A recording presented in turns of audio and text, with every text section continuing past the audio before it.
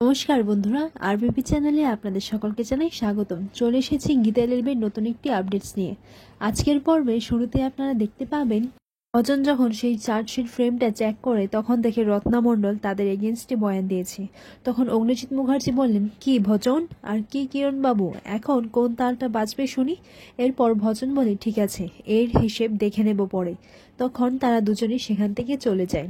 এরপর বড়বাবু তার মেয়েকে কাঁদতে কাঁদতে নিজের কাছে টেনে নেয় এবং তাকে জড়িয়ে ধরে সে কাঁদতে লাগে। এরপর বড়বাবু গীতা এলএলবিকে ধন্যবাদ জানায়। বড়বাবু বলেন, আগে যেভাবে আমি আপনার পাশে ছিলাম, আজকে থেকে আমি আপনার পাশে আছি, আপনি কোনো চিন্তা করবেন না। আর এটা শুনে গীতাও খুব খুশি হয়।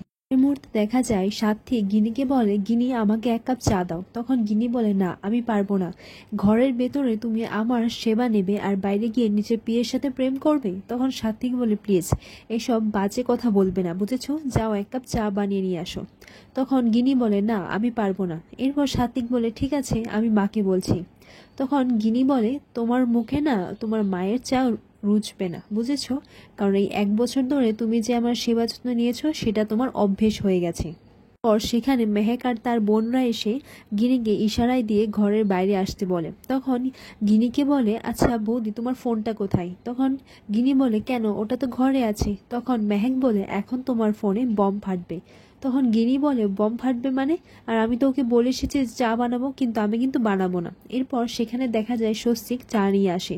তখন গিনি বলে, তোমার দাদা এ চা খেতে পারবে না। এরপর স্বস্তিক বলে, আজকের জন্য না হয় চা কুরবান। তখন গিনি বলে, চা কুরবান, আমি তো কিছুই বুঝতে পারছি না। এরপর স্বস্তিক সাত্বিককে ফোন করে, আর ফোন করে তার গলার আওয়াজটা বদলে দেয়।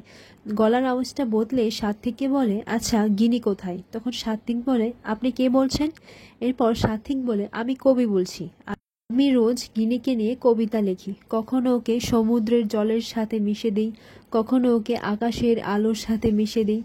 ঠিক এইসব শুনে বলে, আপনি ওকে সমুদ্রের জলে মিশিয়ে দেন, আবার আকাশে উড়িয়ে দেন। পর স্বস্তিক বলে, হ্যাঁ শুধু তাই নয়, আমি ওকে শিশিরের ফোঁটায়ও ভিজিয়ে দিই। আচ্ছা আপনি গিনি আসলে বলবেন, আমি ওর জন্য এখনো অপেক্ষা করছি, আর ওর জন্যই আমি আমার জীবনের প্রত্যেকটা ছন্দে ওর নামই কবিতাটা লিখি। পর গিনি বলে, এবার কি হবে, যদি এটা হিতে বিপরীত হয়ে যায় তাহলে এই কেসটা যাবে ডিভোর্স কেসে। তখন মেহেক বলে, এত সহজ নাকি, একদিকে দেবে আমার বৌদি আর একদিকে দেবে আমার বাবা, এত সহজ হবে না। দুজনে একেবারে বর্দার ঠ্যাংটা না ভেঙে রেখে দেবে। এরপর গিনিকে চাটা দিয়ে পাঠিয়ে দেয়। ওর সাথী গিনিকে বলে, তার মানে তোমারও ফোন আসে। এরপর গিনি বলে, হ্যাঁ আসি তো, এই তো কালকেই তো ব্যাংক থেকে ফোন এসেছিল, ওর আবার অর্ডারের জন্য ফোন এসেছিল। এরপর সাত্বিক বলে, আমি এই ফোনের কথা বলছি না। তখন গিনি বলে, তাহলে। তখন সাত্বিক বলে, একজন কবি ফোন করেছিল, তোমাকে নিয়ে নাকি কবিতা লেখে। তখন গিনি বলে, ও সেই, ও তো শুধু আমাকে নিয়েই কবিতা লেখে। পর গিনি বলে, কেন, তাতে তোমার কি অসুবিধে, তোমার তো কোনো অসুবিধা হওয়ার কথা না, আর কেউ তো আমার জন্য কবিতা লিখছে, আমার কথা ভাবছে, আর তুমি তো কখনো আমার দিকে তাকাওনি সাত্বিক।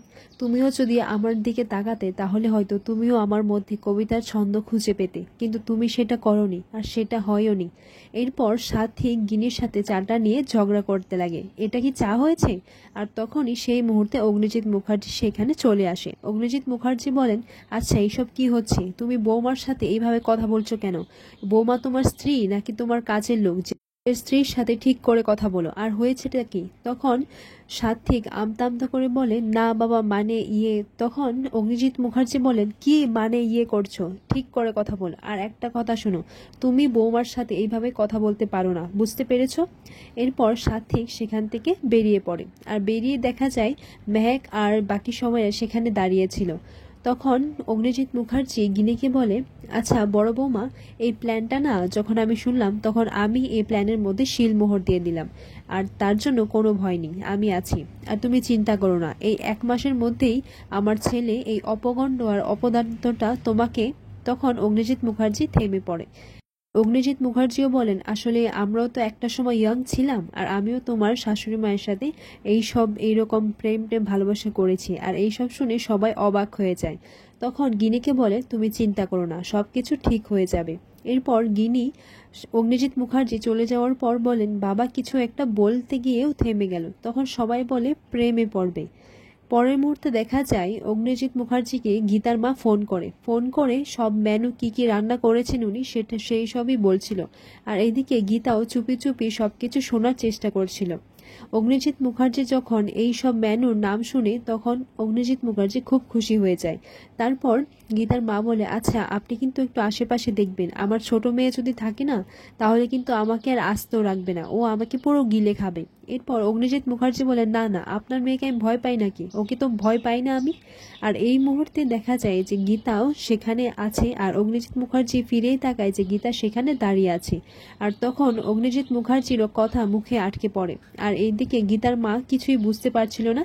তখন গীতাকে শোনানোর জন্য অগ্নিজিৎ মুখার্জি বলেন, আপনি কি বিয়ান বলুন তো, আপনি কিন্তু এটা অনেক অন্যায় করেছেন। আমি একটা অসুস্থ মানুষ আর আপনি আমার জন্য এইসব তেলে ভাজা তারপর স্পাইসি এসব রান্না করেছেন, না না এটা আপনি ঠিক করেননি। এরপর অগ্নিজিৎ মুখার্জি চুপি চুপি গীতার মাকে বলে, আচ্ছা আমি আপনাদের বাড়িতে একটা গাড়ি পাঠিয়ে দিচ্ছি, আর সেই গাড়িতে আপনি খাবারগুলো তাড়াতাড়ি ছট করে পাঠিয়ে দেন, আর আমি কেবিনে চুপচাপ বসে বসে খেয়ে নেব। পর ফোনটা রেখে অগ্নিজিৎ মুখার্জি বলেন, এই তো আমাকে জগিং করতে হবে, তারপর ব্যায়াম করতে হবে, এইসব তো করতে হবে, কিন্তু এখন তো সন্ধে হয়ে গেছে, তাহলে কি করতে হবে, স্নান করতে হবে। তখন এই সমস্ত কথা এড়িয়ে যাওয়ার জন্য অগ্নিজিৎ মুখার্জি বাহানা খুঁজতে লাগে। তখন গীতা বলে, আচ্ছা আপনি কি আমাকে বোকা ভেবেছেন নাকি একটা কোড যে আপনি এইসব করছেন? তারপর অগ্নিজিৎ মুখার্জি বলেন, এই দেখো আমি কোথায় বাহানা করছি, আমি কোথায় মিথ্যে কথা বলছি, কিছুই তো হলো না, আমি না করে দিয়েছি, এসব খাওয়ার কি দরকার বলো। আর এখানে আজকের পর্বটি শেষ হয়। আর আগামী পর্বে দেখা যায় যে ভজন বস্তিতে চলে যায় সেই বস্তিটা ভাঙার জন্য। পদ্ম সুস্থ হয়ে ফিরে আসে, আর তখনই দেখা যায় সেই বস্তিতে কৃপান এসে হাজির হয়।